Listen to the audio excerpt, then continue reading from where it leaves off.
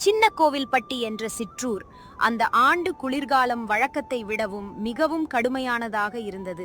அதிகாலையில் அடர்ந்த மூடுபனி ஊரெங்கும் பரவி பச்சை வயல்வெளிகளின் மேல் பெரிய வெள்ளை திரையை விரித்திருக்கும். ஏழை வீடுகளின் ஓலை கூரைகளின் மேல் பனித்துளிகள் கண்ணீர் பூக்களாய் படர்ந்திருக்கும். ஊரின் தெருக்களில் நடக்கும்போது காலணி இல்லாத ஏழை மக்களின் கால்கள் மரத்து போய்விடும் அளவுக்கு குளிர் கொடூரமாக உறைந்தது. இந்த ஊரின் ஓரத்தில் ஒரு சிறிய ஓலை வீட்டில் முருகானந்தமும் அவனது மனைவி செல்வியும் பெரிய வறுமையிலும் அசைக்க முடியாத அன்போடு வாழ்ந்து வந்தனர். முருகானந்தம் தொழிலில் ஒரு கைதேர்ந்த பெரிய சமையல்காரன். அவனது கைவண்ணத்தில் விளையும் உணவுகள் ஊரெங்கும் பெரும் புகழ் பெற்றவை. செல்வியோ தினமும் அதிகாலையில் எழுந்து தன் சிறிய தோட்டத்தில் பூத்திருக்கும் மலர்களை பறித்து சிறிய கூடையில் அடுக்கி ஊர் சந்தையில் விற்று வந்தாள். இருவரும் தன் ரத்தத்தை சிந்தி கடுமையாக உழைத்தும் வறுமை அவர்களை விட்டு அகலவே இல்லை. அன்று காலை குளிரின் கடுமையான உறைதலால் இருவரும் தன் மெல்லிய போர்வையை இறுக்கமாக இழுத்து போர்த்திக் கொண்டிருந்தனர். வெளியே காட்டாற்று காற்று சீறிக்கொண்டிருந்தது. ஜன்னல் இடுக்குகள் வழியே கூர்மையான குளிர்காற்று உள்ளே நுழைந்து அகல் விளக்கின் சுடரை கூட அவ்வப்போது அணைத்துவிடும் அளவுக்கு பலமாக வீசியது.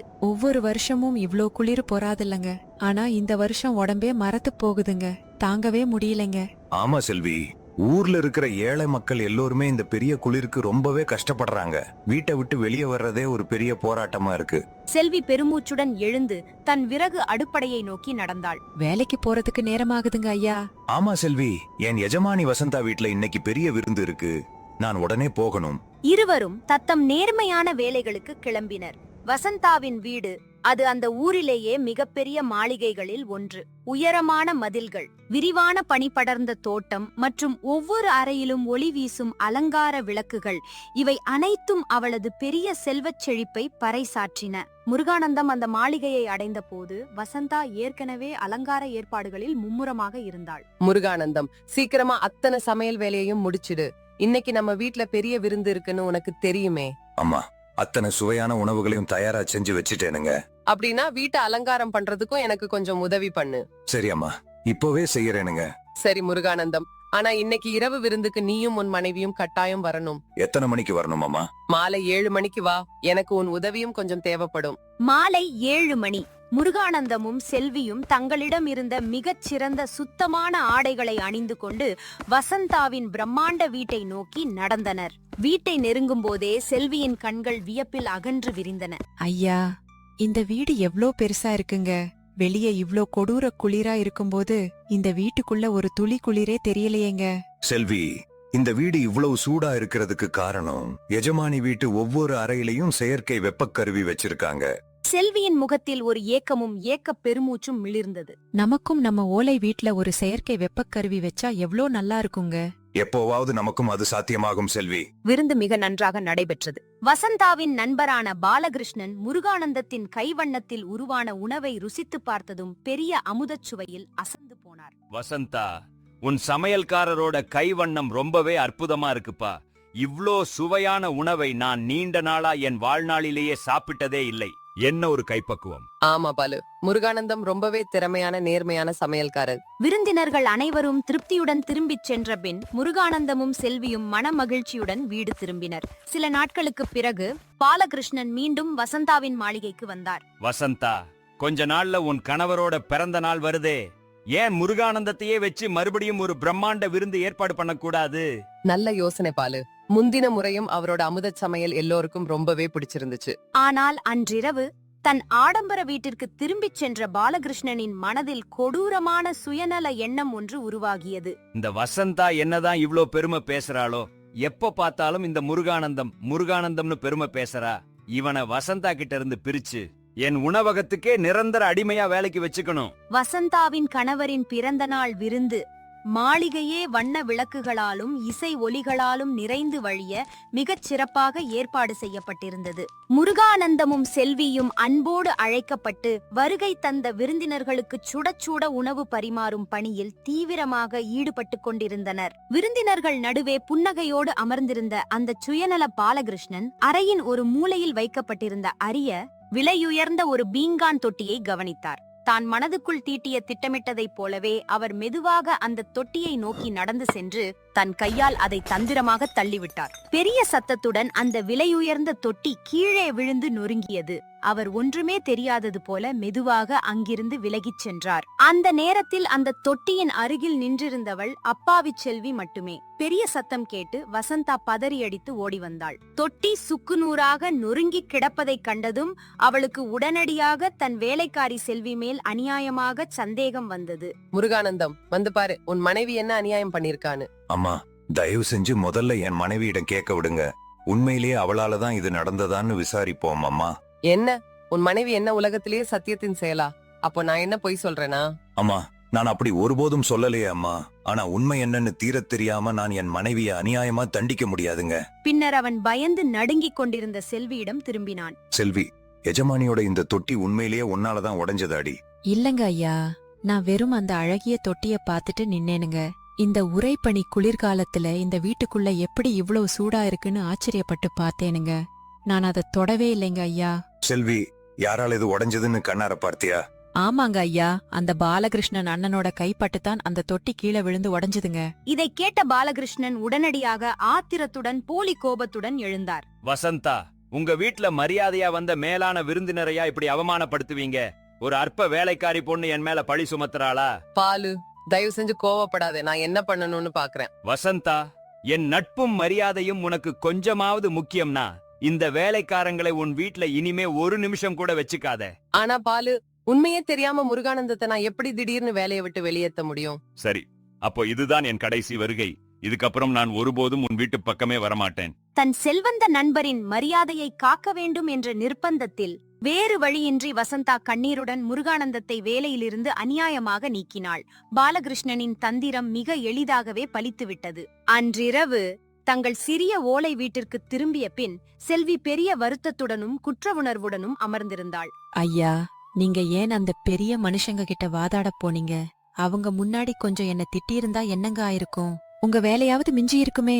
செல்வி, நாம வறுமையில வாழ்ற ஏழையா இருக்கலாம், ஆனா தர்மத்தை மீறுற தப்பானவங்க இல்லையே. உண்மைக்காக நின்னோம், வேலை போயிடுச்சு, பரவாயில்ல. நான் பூ வித்து வர்ற பணத்துல நமக்கு 2 வேளை கஞ்சி கூட கிடைக்காதேங்க.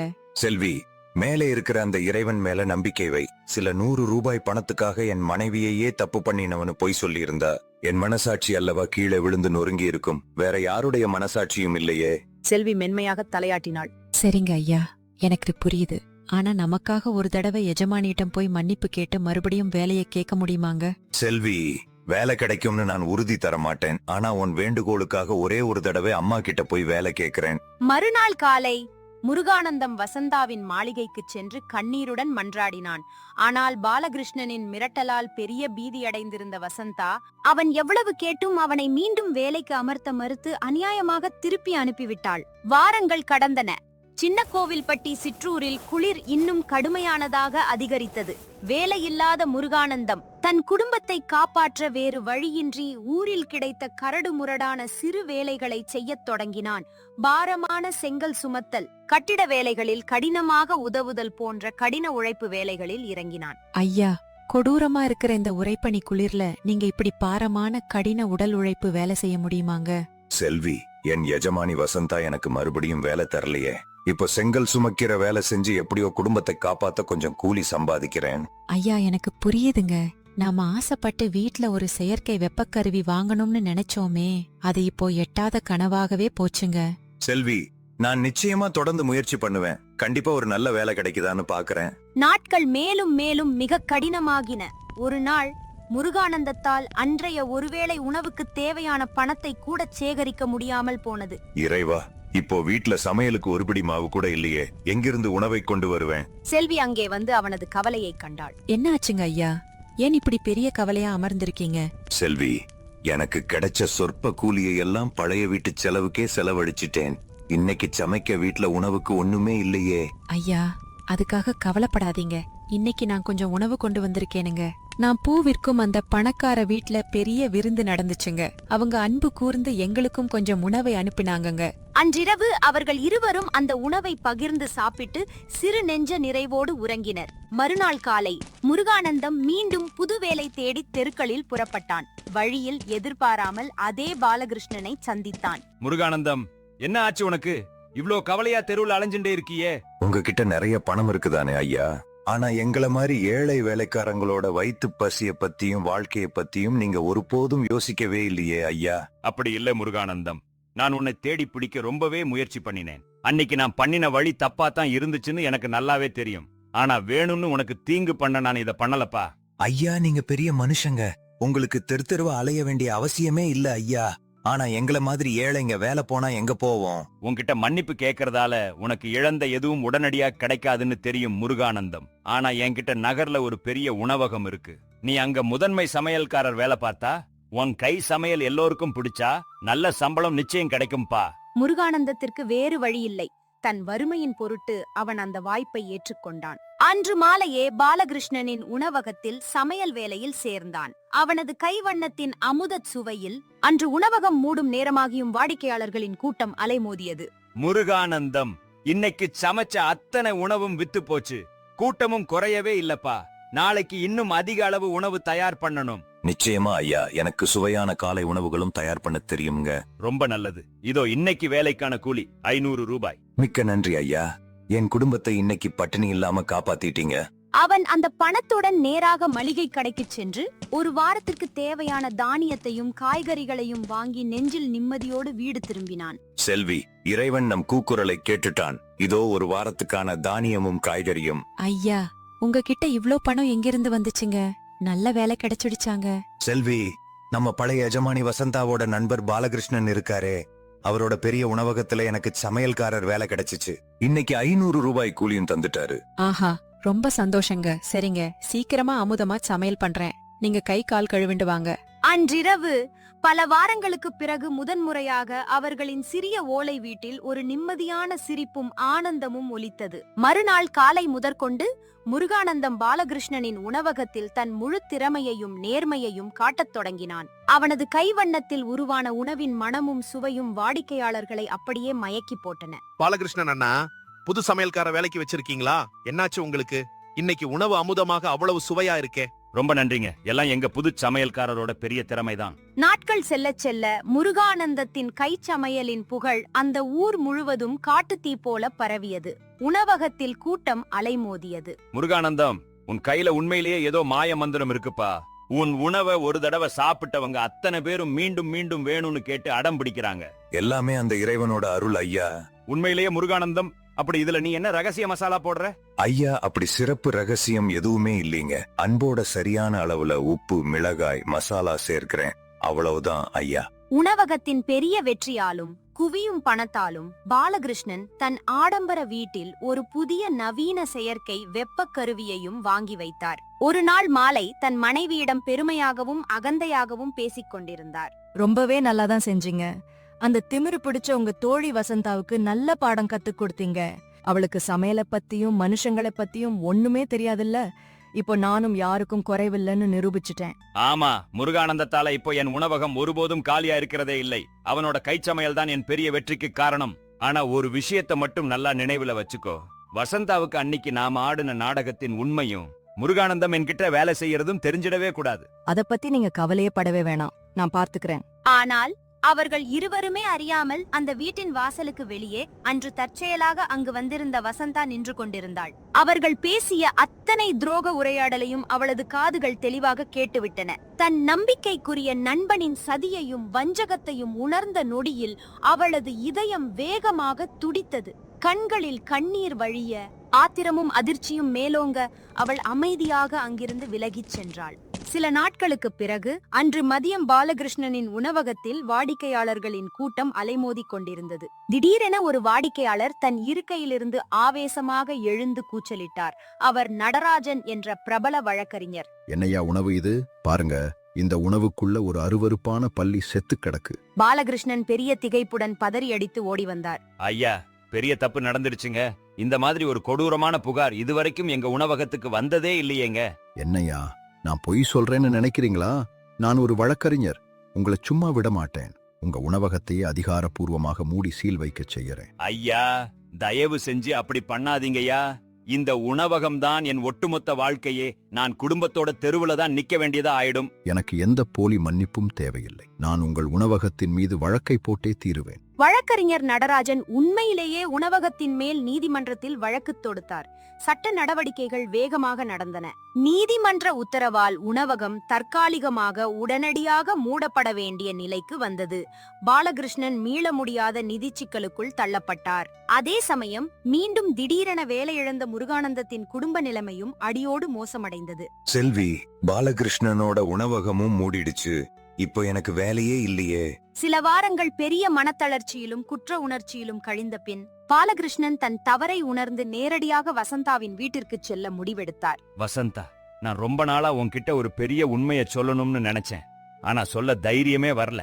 என்ன ஆச்சு பாலு? நீங்க ரொம்பவே கவலையா தெரியுறீங்களே. எனக்கு முதல்ல உன்கிட்ட மன்னிப்பு கேட்கணும் வசந்தா.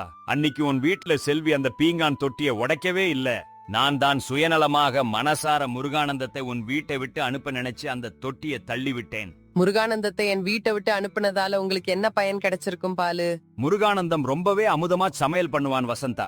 அதனால அவனை என் உணவகத்துல வேலைக்கு வச்சுக்கணும்னு சுயநலமா நினைச்சேன். அப்படித்தான் தந்திரமாக செஞ்சேன். அப்போது எதிர்பாராத விதமாக முருகானந்தமும் செல்வியும் கம்பீரமாக அந்த வீட்டிற்குள் நுழைந்தனர். அவர்களை அங்கே கண்டதும் பாலகிருஷ்ணன் பெரிய அதிர்ச்சியில் உறைந்து போனார். முருகானந்தம், நீ இங்க எப்படி வேலை பண்ற?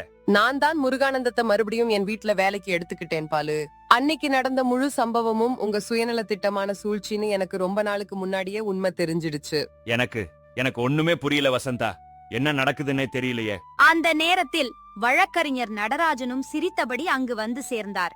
அவரை கண்ட முருகானந்தமும் பாலகிருஷ்ணனும் ஒரு சேர பெரிய அதிர்ச்சியடைந்தனர்.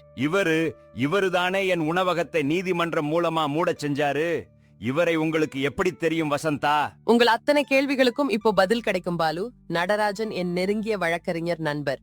நீங்க என்னை வஞ்சகமாக ஏமாத்தினப்போ நான் நடராஜனிடம் முழு விவரத்தையும் சொல்லி இந்த நாடக திட்டத்தை வகுத்தேன். இதனாலயாவது நீங்க செஞ்ச அநியாய தப்பை உணரணும்னு நினைச்சேன். உங்க உணவகத்தை நான் தற்காலிகமாக மட்டுமே மூடச் செய்தேன் பாலு. உங்க தப்பை உங்களுக்கு உணர்த்துறதுக்காக மட்டும்தான் இந்த நாடகம். ஆனா என் கூட நீங்க அப்பாவி முருகானந்தத்தையும் இதுல ஏன் ஈடுபடுத்தினீங்க வசந்தா? தப்பு என்னுடையதும் தான் ஐயா.